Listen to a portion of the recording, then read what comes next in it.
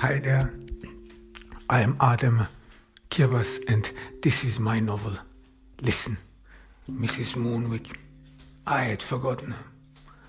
I hadn't thought about it anyway. Now, this is the fathom to my youth, to my childhood. It feels weird. It feels weird thinking about the past, thinking about all the bygone past, because I never cared. That's the point. I never cared about the past. What do I care about the bygone time?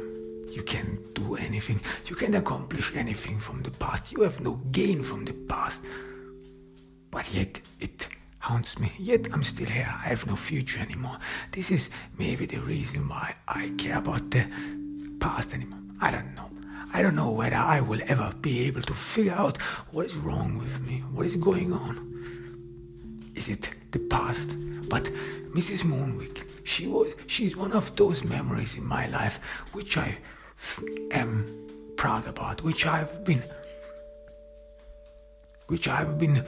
preserving in my heart, at least I think, without having to think about it all this time. The good that happened to me, the candy she gave to me, I start to remember the candy she gave me, how it tasted. It had a unique taste. It tasted of compassion, maybe of care.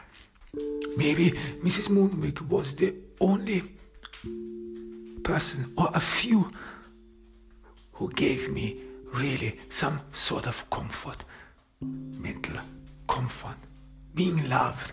Is this what it's all about?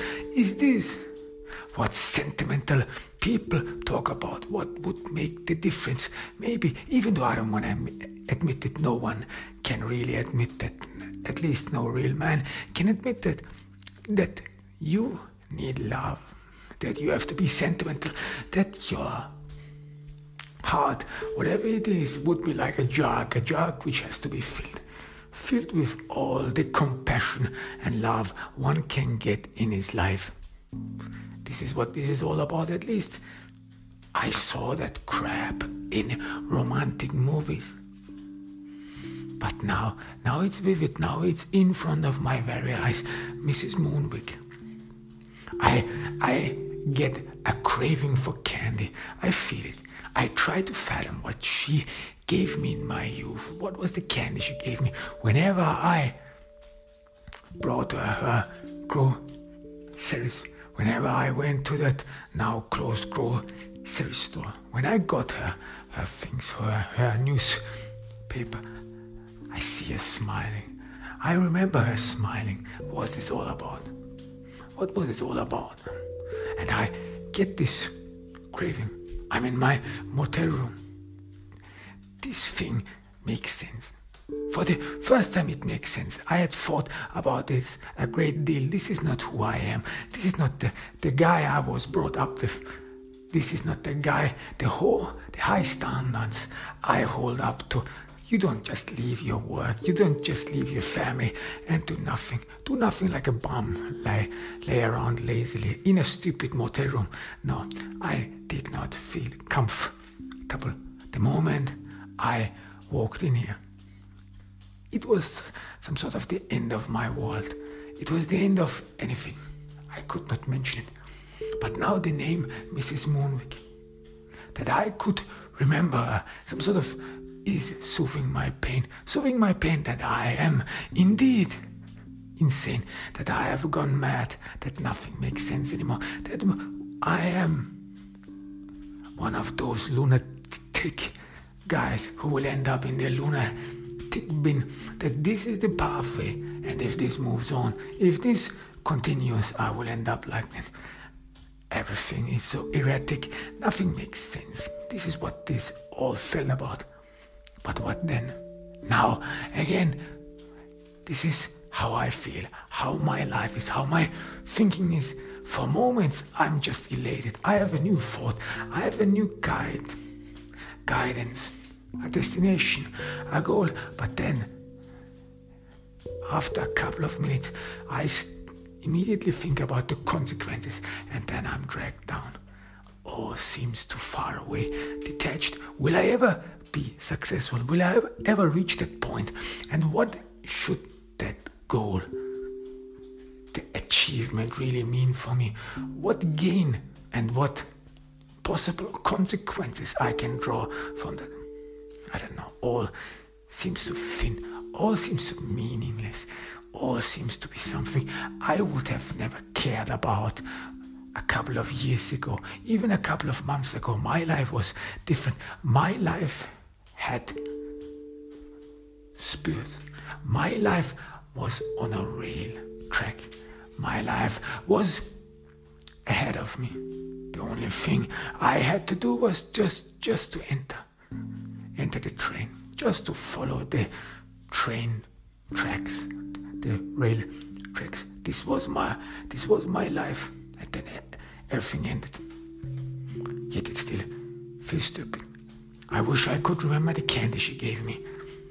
On that day, on that night, I dreamt for the first time in a long time. I haven't dreamt much, but the dream was weird. Weird, like I was somewhere. It's somehow some place. It is a dark place. It is a place which I know well, or which I supposed to know well. Everything seemed so familiar, like I have been there before. I'm outside. Behind me is a huge mansion, a home. I don't know what it is, but it is behind me. I dare not to turn around. I don't know why it is. It is not fear. I'm not scared. At least I think that I'm not scared. I'm even surprised by the fact that I'm not scared in this dream at all, because somehow I feel, or my remembrance of my youth is that I felt scared most of the time in my youth, but I don't know why. I cannot fathom why. But in that dream, I was like moving away from somewhere, from a place, from a building. I was moving away somewhere, and I look around in this dream. There is something weird in this place. I look above the sky. It is night, it is darkness, but still I feel like that above me there are dark clouds. Above me there is nothing but an eerie atmosphere. Even though I do not see it, I suppose and assume that it is there. All around me I see soil. There's supposed to be grass. They're supposed to be lush green, even though it is darkness, even though I am not able to see it. Yet somehow, in my mind, in my thoughts, I know that it is void. I know that this is a rugged place, that it is devoid of any lush green, of life. This is an eerie place. I know it very well. But somehow, again, I'm not scared, as if I would not quite grasp what is going on around me. Ahead of me are stairs leading somewhere to a main road, paved asphalt. I climb the stairs. They're exhausting. I would have almost tumbled down. I have to concentrate myself and keep reiterating, do not look back. It is very high here above you. Do not look back or you will fall down. You cannot go back there. I don't know why, but I don't dare looking back. I still want to get away. And it is excruciating. It is grueling climbing up the stairs. I'm panting. When I reach the streets, I'm panting. I'm out of breath. I look around me. No one is there. There are houses there. There are even open windows. So people are not asleep. Maybe it is day. Maybe it is just an eclipse or whatever it is. All stupid thoughts come into my mind. Maybe it is an eclipse. Anything that would make sense anything that I can reasonably explain why during the night no one is anywhere, but yet the windows of the homes are open, as if it would be day and people only would be around the corner, that it would be just a question of minutes that people would come around the corner and enter their home, just assume normal life, continue their thoughts, their worries, and so on. I stand on the streets in this dream, but I don't know where to go to. What was in my mind? There was a thought in my mind. I think to myself, I wanted to go somewhere. I was heading somewhere. I had made up my mind. But then I don't remember. I stand on the street, deserted. No one is around me, and I have forgotten where to head to. I convince myself, you have to go somewhere. Just go away, walk away, just go somewhere. People will eventually recognize, or you will remember, just walk away. I resolve myself just to walk away. Do not look back. A voice inside me tells me, do not look back, do not look back. I walk ahead, still a deserted street. No one is around me, and still I'm not scared. It is darkness, it is night. I see some lawns, people who have forgotten their lawnmowers right in the middle of their lawn. Some of them were in their gardens. I see doors, windows open, as if people have forgotten them, or as if they have absconded in a hurry. They had to leave. Leave from what? I don't know. I just walk past them. It's like I don't hear anything. This is the weird thing of it all. I don't hear any voice. I don't hear anyone. Everything is dead silent. Everything is like death. Then I look around, look at the lawn, yet I realize that the lawnmower stands on soil. There is no grass here, nothing lush, nothing grows and sprouts here. I realize it must be winter. I try to soothe myself. It must be winter, apparently. And there are some people who are stupid, or for what reason, whatever, who just park their lawnmower in the middle of their lawn. And this in winter. Maybe someone wanted to make fun of it, a joke, whatever. I try to laugh, but yet somehow I don't feel like smiling. I don't feel the feeling of a smile on my skin, on my face. I don't feel like it. Still, it's weird. I follow the road, and in the distance I saw somebody for the first time. Somebody walks very slowly, as if he too would not have an aim or any way to go. This somebody has a white cloak, calm. His gait is not in a hurry. He doesn't seem to be heading somewhere like me, like I have found someone. Yet I do not call out. Yet I think like I expected it. Somehow I expected it. Somehow deep inside you knew that you would meet someone here along the way. This voice tells me inside me, you knew that this would happen, wouldn't you? I don't know. And I look at my hands, I look at myself. That's the first time I get aware of myself. For the first time I realize that I'm not a grown-up man, that I'm a little boy. It must be an memory. I say to myself, maybe this is a road, this is a place I walked along in my youth, in my childhood. But I don't remember. I don't remember having walked this road ever before. I approach the stranger, the man with a long cloak. He stops. He stops as if he would be waiting for me.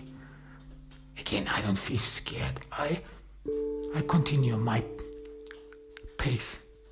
I approach him. He turns around. He looks me in the eye. And I see that underneath the cloak, underneath the hood, is a skeleton. Is a dead person. Again, I'm not scared. Something inside me tells me, you should be scared right now. You should be scared stiff. But nothing happens. I approach this figure, this stranger, very calmly. Something inside me breaks for the first time. I hear that my feet would break glass, that my feet somehow trample on glass. I look down on my feet, yet I don't see anything. I don't see glass, yet I hear it. I'm walking on glass. My shoes are walking on glass, and I don't feel any pain. This stranger, this dead skeleton draws me to him. I try to look him in the eyes. Those eye sockets which are empty. Darkness gazes at me. Yet I gaze back. I'm not scared. And somehow a thought enters my mind. Why don't you ask for direction? The voice asks me. Why don't you ask for direction? Maybe he knows where you should be heading to. I stand in front of the stranger. Again, I am being reminded that I'm a little boy because I have to look up to that stranger. I try to explain why I have stopped, like it would be necessary, like the stranger would want to know why I stop in front of him, why I bother him. This is how it all feels, like I would be bothering him. He was heading somewhere, then he had to stop. He had to stop because of me. You are a burden again. I hear something inside me. Is it a voice? Is it something? I don't know. You're a burden again. Now I feel uncomfortable because I have to explain why I've stopped in front of the stranger. I stammer for words, hawing and hawing. Then I utter some half-measured explanation. I somehow forgot something. I tell him I somehow forgot where I was heading to. This is what I can utter. Then I was about to ask for direction, but something in my mind happens, something in my brain happens. I don't know what it is, but it feels like a change sweeps through me. A change I cannot explain, as if at once my brain started working differently, as if everything I believed in, measured, the world I understood, at once changed, without me having understood what it is. And instead of asking the stranger, that skeleton, what I was heading to, or whether he knows about my destination, I ask him, why is here nothing green? Why doesn't anything grow here? The skeleton stays mute, and I stay in front of him, as if I would be expecting an answer, a reasonable answer. I look around. I want to make sure whether I am perceiving my surrounding adequately. Whether it is indeed nothing's sprouting here. Nothing is blossoming here in this dark place. And again I see open windows. I see deserted streets, people who have abandoned their home. Why did they leave? This is what bothers me. Again, I turn back at the stranger, still expecting an answer. And I get an answer. With an eerie voice, he tells me it was never supposed to be. This voice, it sounds so familiar, and yet it sounds different, detached, nonchalant, not caring, as if I would be just a stupid boy who again has wasted the time of someone else, who has again become a burden to someone else. This is all about your life. Something tells me this is all about you. Again, I have this feeling that you should be scared. That you should be scared of something. But I don't know of what. What should I be scared of? I look around. What should I be scared of? The stranger assumes his pace. He walks away from me. The skeleton walks away from me. And I feel alone. I feel deserted. But I'm not scared in that sense. I'm just wondering, where should I go? Where is my place? Where do I belong? And then the next thing I know is that I wake up. I wake up in the motel room. It is morning. It is a cloudy morning. It is not an inviting morning. And I feel uncomfortable. I've eaten candy the last day. And this candy, which was supposed to help me remember the good in my youth, remember Mrs. Moonwick and what she did for me. Yet I feel like that my stomach is filled with something. And I feel dizzy. Again, as if it feels like that I have not stopped dreaming. That the dream I woke up from still continues. I relive parts of the dream. I relive it in real time. While I'm awake, what is going on? I relive this dream sequence where I ascend the stairs. These are different stairs. Stairs who are outside. Stairs which lead to the main road. And I feel dizzy. This was not in the dream. I feel dizzy while ascending the stairs. I'm panting. I'm out of the breath in the motel room. Something is going on. Do I have a panic attack? I think it is a panic attack. It feels all the same. The same when I first fell down, when my knees gave up after I saw a commercial about deformed feet and what people can do against it. I just fell down. I just sat down, fell to the ground. I think I was even unconscious for a couple of seconds, maybe. But I fell to the ground. My legs gave way. And again, it feels the same. I have to sit down immediately. Sit down. Something is happening. Something is going on. Then I remember parts of the dreams. I remember the skeleton. In this very moment, the skeleton appears in my mind. And again, this voice, you should be scared. You should be scared now. Something is happening. I garner my strength.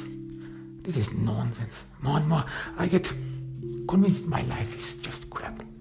No, this is nonsense. I'm losing it. I'm losing it, and why am I here? I keep reiterating this question. Why am I here? What am I doing here? This stupid thing. What is happening to me? Shouldn't I just take the drug? Shouldn't I just go home? Turn around, go home. Maybe I will figure out what to do with Claire. I abandoned her, but I gained confidence that I could convince her that we can walk through this. I had a relapse. Something is wrong with me. Even though she was disappointed when she saw me that I was taking or needed to take drugs, that I was not the man anymore who could take care of her. But we will figure out.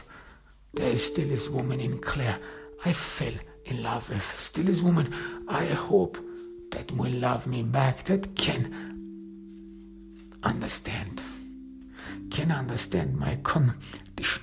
This is what it is. People complain about a lot, and I just have this condition. I'm still young, am I? Aren't I? So why should I waste my life? Why should I waste away in here? I look around the motel room. This is not a place I was supposed to be. It all started so well. I keep reiterating, it all started so well. It started out so well. Why now, dear Jesus, why now do I lose it all now? What is going on? I try to figure out.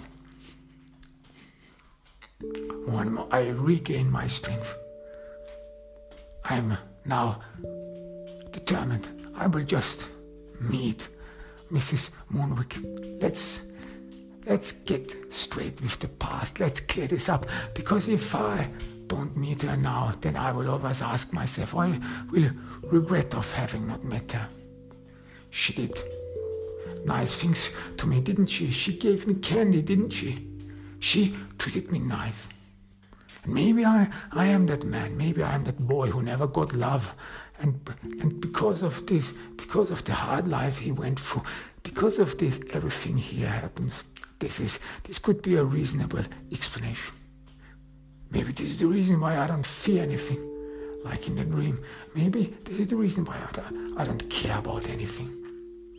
Maybe this is all about me not caring about anything, about my children. Something is warning inside me. I've read somewhere that dreams, they actually warn people of something. They warn them. They give tidings, good or bad, I don't know. But they apparently warn something. They forestall things you might not perceive in your conscious stream. Things you're oblivious to. Maybe this is all. Let's just meet Mrs. Moonwick and get done with it. She's a woman in a retirement facility. What can come out of it? I'm pretty much confident that nothing will come out of it. But either way, let's get done with it. There's something inside me. I don't want to wait anymore. I cannot live like this anymore.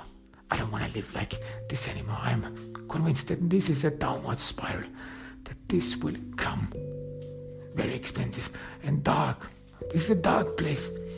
I have a beautiful home, a great home, the best in the neighborhood. I remember myself. And now I end up in this fucked up hotel room, in this fucked up motel room, which is not inviting, which is desolate, without people. This is not how I want to spend my life with. I like being around people. I like when people admire me. I like when people see me as the one who has control over his life, who knows what he does. Someone who understands life, and not someone who is sentimental, worries about anything, someone who is weak. This is not me. This is not how I woke up. And this is not who I want to be. No, I have to fight this. I have to fight this with nail and tooth. This is not who I am. Let's end this.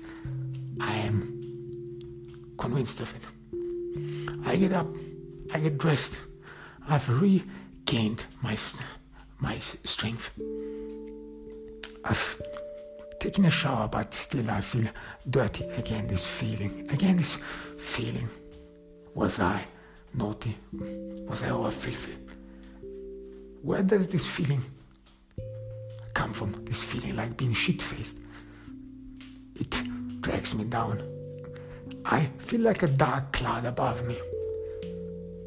A dark cloud which doesn't allow me, or doesn't allow me to feel comfort. A dark cloud which keeps telling me nothing will ever change.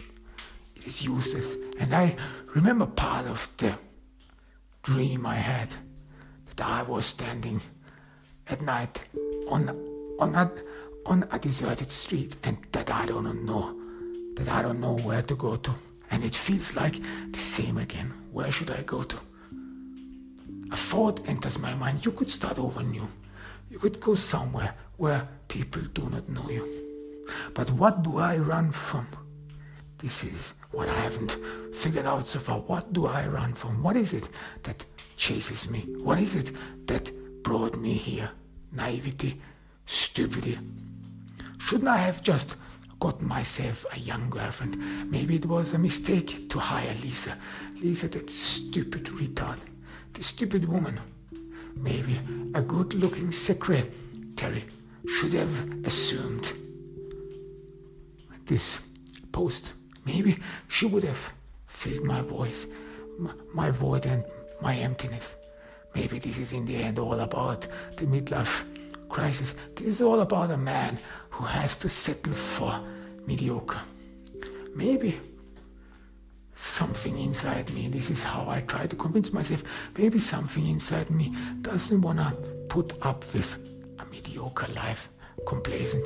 I've accomplished so much. I came out of nothing. And shouldn't be the people with whom I surround myself with mirror and reflect my extraordinary accomplishments.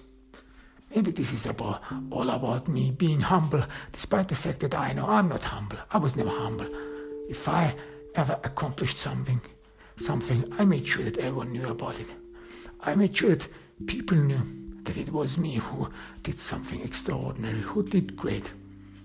Why shouldn't they? Why shouldn't I boast about my accomplishments for which I've worked for? Why shouldn't I do it? Who wouldn't? It would be stupid. Who are these people who want to be humble all the way? Who want to be humble all the way so that they do not even take credits for what they have accomplished? Who is that? Stupid people. Who are that? Boring people who have not accomplished what you can actually do with success. People who have not realized that success talks for itself. Success is a great thing. It is like a drug you can't get enough of. So why shouldn't I boast about my accomplishments? Maybe this is all about this. I have a mediocre breakfast in this disgusting motel. No, this is not my life. I ate better. My life was better than this. My life was great, and I have to go back there. Let's end this. I drive to the retirement facility, Mrs. Moonwick. I don't even know I'm not sure how she looks like. I try to remember always being so nice, always being so polite, and she kept smiling. She kept treating me like her own son. At least this is what I think. I walk in there. A nurse greets me. She's good looking. She's worth to be my secretary. She would have been a great secretary. I imagine her being in this real estate company, being my secretary. I imagine her having sex with me. How would my life have changed if she would be around me? Who knows?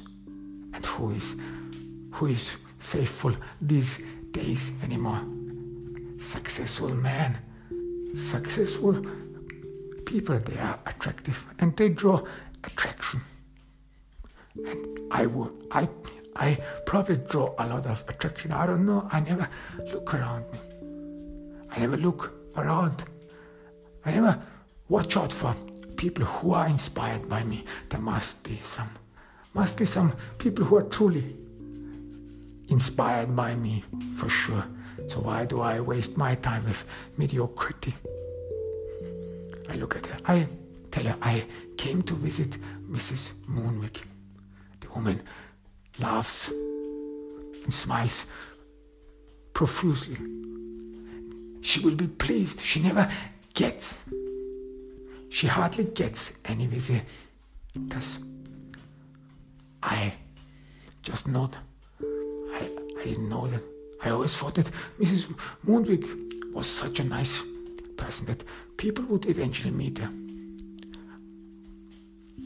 The nurse tells me that Mrs. Moonwick, she suffers from progressed dementia, so that I shouldn't be worrying. That if she does not remember me at once, the nurse then asks me, where do I know her from?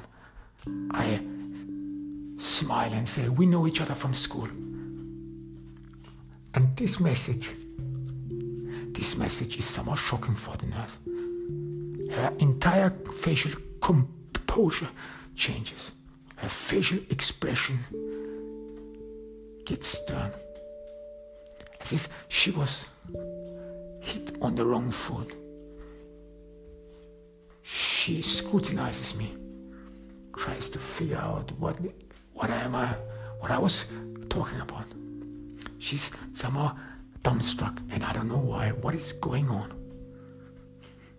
Then she's thoughtful. Okay, she can utter feebly. Okay, what? But I do not try to ask. This is weird. This somewhat shocks me. Maybe I was mistaken.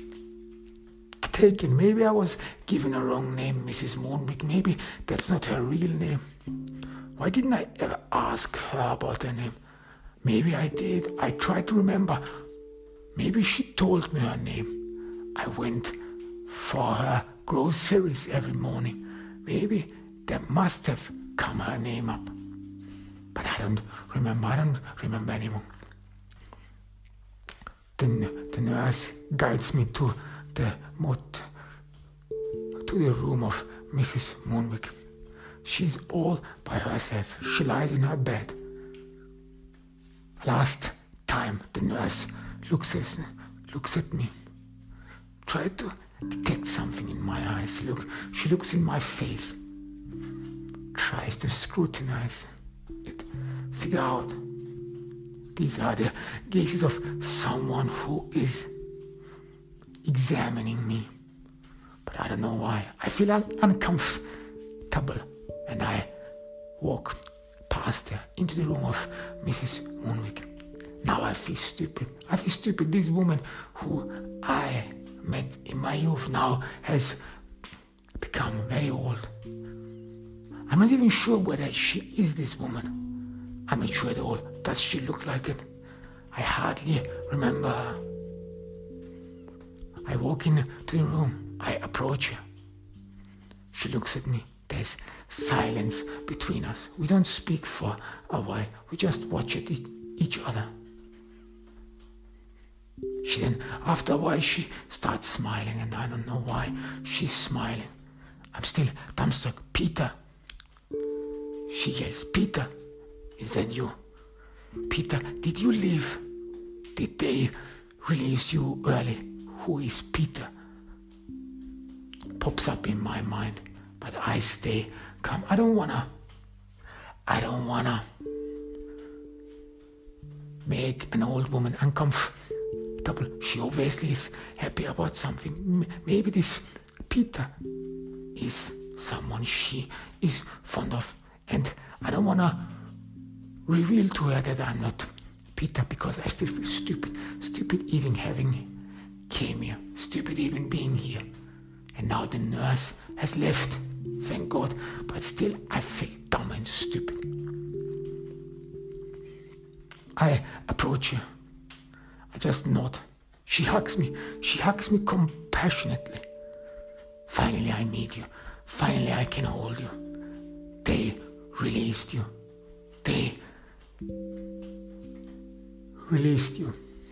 She's tearful. She hugs me again and again. Now I have you back, my Peter. Now we are reunited. You see, come sit Sit next to me. Sit. How many years I've been waiting for this moment. She tells me how many years I have been enduring all this hardship without you, without my love. Peter, come sit down. Sit down next to me. Let me hold your hand. Let me hold your hand. Yeah, this isn't it. She swipes away her tears, and it has an effect on me. It has an effect. It has a deep effect on me. I'm taken aback. Is this really Mrs. Moonwick? I'm not sure. I try to remember. Maybe this is a woman I mistake for someone else. I haven't seen the charts. But what do I know? I only feel uncomfortable. Maybe I should leave. Maybe I should say something and then just seclude myself. This was wrong. This was stupid.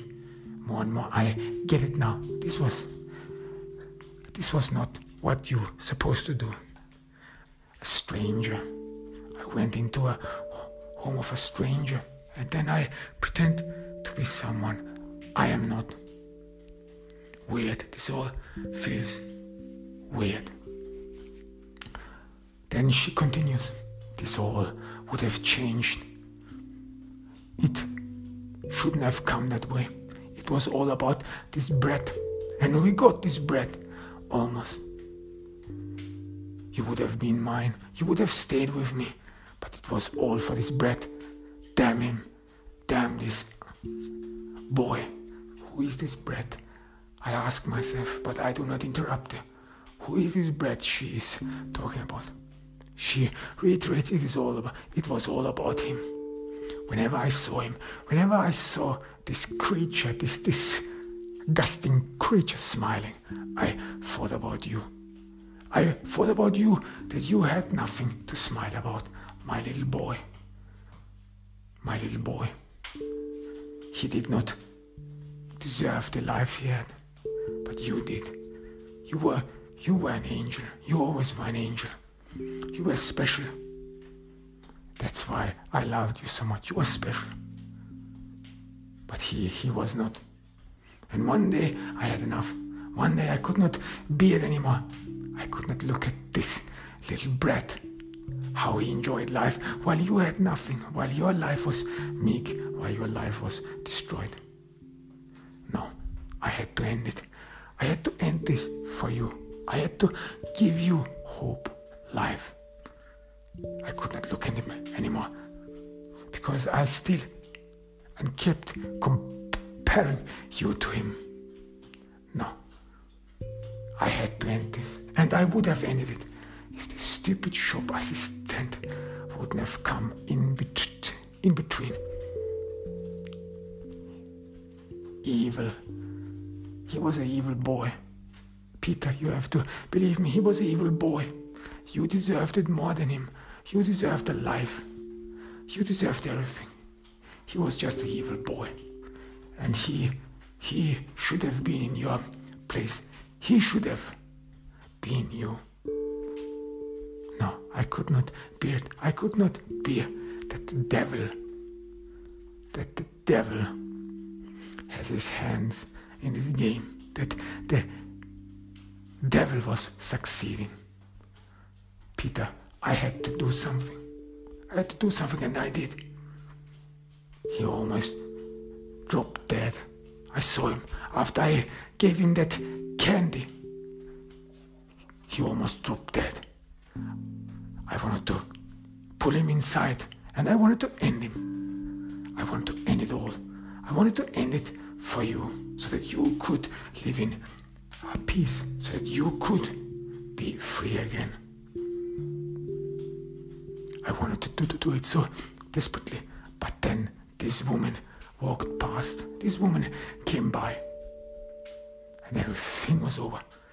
He could escape. This brat, this evil creature, he could escape, and I could do nothing about it. This shocks me. What is she talking about? But the moment she talks about that, the moment she talks about this boy, this bread. I feel dizzy. Now I remember having eaten candy. I remember that after I brought her groceries, she gave me a chocolate. She gave me something. And then I ate it. She told me I should eat it at once. And then I felt dizzy. I could hardly walk. My limbs became heavy. I almost sat down. I almost lost my balance. I was struggling to walk. I was struggling to move.